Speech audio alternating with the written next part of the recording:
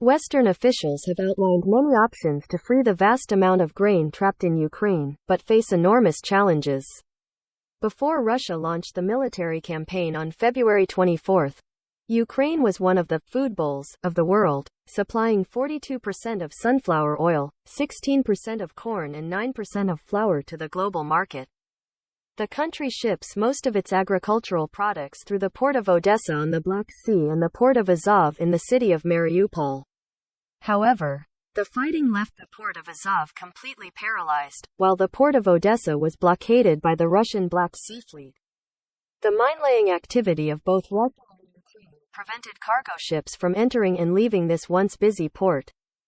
The United Nations says about 25 million tons of grain from last year's harvest is stuck and at risk of spoiling in Ukraine as seaports are blocked, leaving the world facing a food crisis. The situation could be more serious when an additional 50 million tons of grain is expected to be harvested by Ukraine in the upcoming season.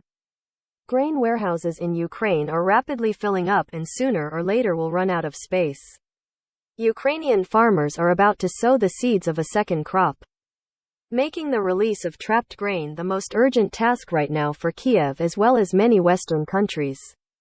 In the past, we were only interested in profits, said Andriy Holovanich, manager of the Zakidny Ba farm in western Ukraine, near the city of Lviv.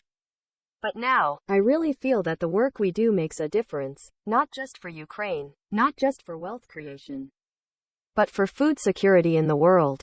Kiev and its Western allies are considering many options to get this very important grain out of Ukraine when the Black Sea is blocked, such as through the port of Klaipėda in Lithuania, by barge across the Danube, or transport by truck and train through Poland and Romania.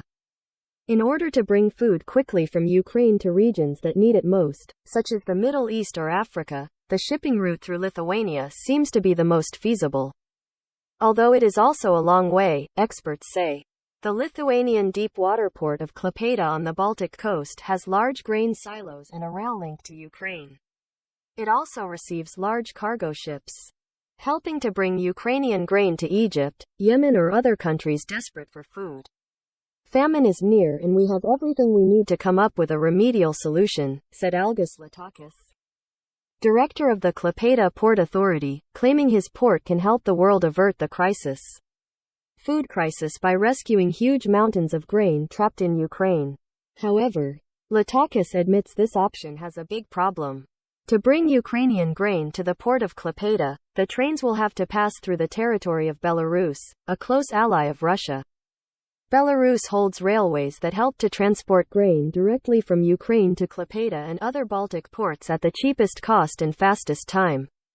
Lithuanian Transport Minister Marius Skuodis said the option of transporting Ukrainian grain by rail via Belarus would significantly ease the situation, but also pose serious problems. Working with Belarus also means the West will have to shake hands with a close ally of Russian President Vladimir Putin.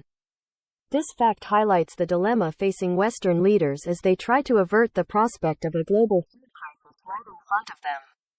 This is a decision that politicians need to make. Not me, said Port Authority Director Latakis. They need to consider what is most important.